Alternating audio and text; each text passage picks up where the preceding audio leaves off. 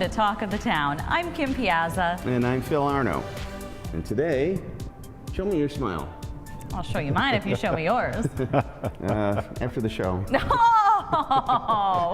Well, here's my smile. That looks very nice.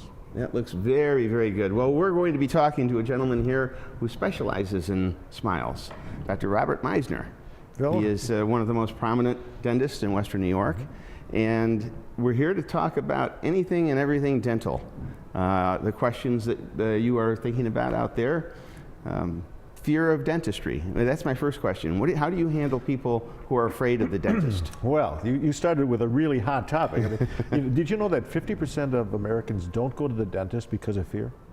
That's an old statistic, but I'm sure it's still true. I was one of those people. You were. I hate to admit it, but Yeah. I did not see a dentist for 15 Yeah, years. there you go. Whoa. There you Because go. I was afraid.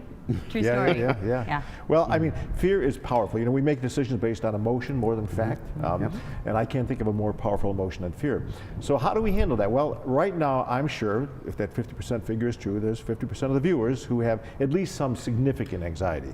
And that can go all the way from being just a little bit of sweaty palm syndrome to being so scared, and I can tell you a story about that, that they will not walk through the door. In my whole career, which is fairly extensive, I've had one person actually leave before I started. They were in the chair, draped, and leave. So how do you handle that? Well, I think that starts way in the beginning. I think it starts with trust. The first challenge is, how do we get someone to start to trust us? And the best way to have someone trust you is to be honest, to be understanding, to listen well and caring, and have some context. So you need a relationship-based practice. That's really important. Technically, how do we get to the point where we can do that? Well, of course we use Novocaine. There are different kinds of Novocaine. We use a two-step process, which means the first injection is done with a material that's very comfortable. It's a neutral pH, it's not acidic, it doesn't hurt, and then we reinforce it with something stronger. That's kind of basic, right? We can use nitrous oxide. We were talking about laughing gas before. A great hoot, it's a great trip. You want a great buzz in the dental office, get laughing gas. That's another layer that we can use, right? Yeah, there we go. Kim has had it. Kim's on it right now, actually. She took it before the show started. Well, you know. Yeah, I saw the geez, tanks back Phil. there. But that is not enough for many people. So the next level has to do with drugs that are called benzodiazepines. They're a pill, and you have someone bring you, and then you're dosed with that the night before, and then in the office, and they are fabulous because they make you feel sleepy, kind of like, oh, how you doing? Oh, I'm good. And it dulls the pain, too. It dulls the pain, makes you sleepy, and it makes you completely forgetful of the process. So when you're on those, then of course we inject, because what really kills the pain or eliminates the pain is the injection. So we have drugs like that. In worst case scenarios, we use intravenous sedation.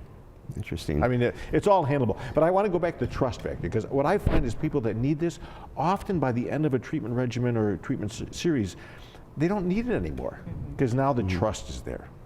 It's almost like you hold their hand. Well, you do, yeah. And by the way, our staff are always doing this. They're always rubbing arms. Yeah. And I touching. noticed that. Did you notice that I when you were did, at the chair? yes. Yeah. So it's definitely handleable. Fear is a handleable item with people that need dental care. Now, I was in your office recently, and one of the things that I was most impressed with is you seem to be on the cutting edge of technology. And as we know, years ago, dentistry, was far from what it is today. And the technology has made it easier, made it less painful. It's made it more effective for everything that you wanted to do. What are some of the things that have changed in dentistry in the last 5 or 10 years? Only some of the things, Doctor. Well, Right? I'm older than I used to be, but I can tell you honestly, when I started, if things had not been changing, I probably would not have stayed in dentistry because it was so difficult. I was right at the time when the changeovers started to happen. The first change was a high-speed drill, that one that goes. Before it was, it was like that. That's antique, but. The whole attitude started to change with new technology from a profession that was about repair to a profession that was about creation. And now that's what it's about. Really, it's art for your mouth. It's incredibly artful, and it's incredibly technically demanding now. So when you say what changed, well, let me count the ways. High-speed drill, better anesthetics, better materials that allow us to do things in a way that could never be done before. I'll give you an example. Years ago, you had to cap a tooth in order to rebuild it. Now we can use bonding technologies. We can put something on instead of taking things away and then replacing it with something else. Does that kind of make sense? Absolutely. Bonding and something. I think we have some photos of what you're talking Could about. easily be that photograph. Can you show me the next one, because that's a before picture. That is an example of someone that's had crowns. Now those are actually caps or veneers, so they're porcelain put over the tooth. So this is a great technique to make a beautiful smile, and we do that all the time. If we go to the next slide, I think that may be an example of this person before the crowns were put on. Let's try the next one. And that is the same look again. So these smiles are made out of porcelains. Like when you worked in a dental lab, Kim, Yeah. you would have done that sort of thing. Bonding is a different technique than this. This requires cutting the teeth down. When it's needed, it's great. If you don't need it, you can do it with bonding. This is old bonding, by the way, that doesn't look very good. When you can do it with bonding, you can just take that old stuff off and put new plastic in its place. Plastic bonding is Plastic plastic. is Is that what bonding. it is? And that's what this That- is. This is bonding. the end.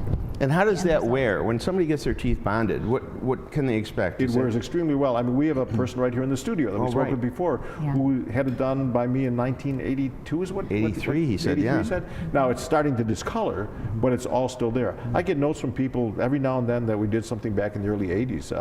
Some of the very first bonding in West New York was done by my practice on some of the local celebrities. So And- bonding is a great change. Is this an option as opposed to Yeah. like braces or retainers? Is this something people Yeah. do instead, or is that a whole different? Well, it's a different thing, but what often can happen is if a person has braces and the end result is not quite what you want, the end result still has some problems with the spaces, for example, then you can fill those spaces in with bonding. So it's an additive technique. Almost an versus, icing on the cake. well, it really is, yeah. And by the way, I just redid a person that we had done, again, probably 20 years ago, and she has real wide spaces between her teeth. We just took the old bonding off, put new bonding in. And how great, 20 years. Well, 20 right. years. Tell me something else that'll last 20 years. Yeah, really. That you use every day. I mean, it's so bonding was a great transition from where we were before, which was mostly cut away. Now it's add to, and it was developed in Rochester, New York.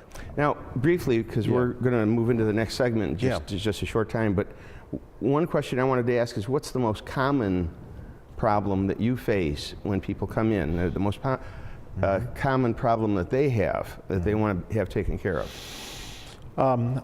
I would say, this is going to surprise you. I would say the biggest problem that people have when they come to see me is that they haven't had good comprehensive dentistry. And the key word there is comprehensive. Remember we talked about trust before? Many people come in with a problem, a broken tooth, some pain on something. And the dental practice fixes just that problem, but they never look at the big picture. So person goes on a couple more years and there's another problem. And there's this process of breakdown happening consistently over this period of time. So I'll see someone and they have a lot of things going on they don't even know about. So if someone says to me, I would like to have a happy smile, a pretty smile, I don't want to have pain, I don't want unexpected expenses, can you help me? The answer is yes, and the solution to that problem is to do a comprehensive examination, find out what the problems are, work out a plan together, whether it's a short or long-term plan, whether it takes a year or 10 years, doesn't matter, so that you're always going the same direction all the time, which is from where you are now to where you want to be. So it's the patient as a whole. Yeah, the patient as a whole. It's about trust, you know? And when we come back, we're going to talk more about these innovations that have come around, and we're going to talk about something called HighBridge. A relatively new technology, and I think it's going to be very interesting.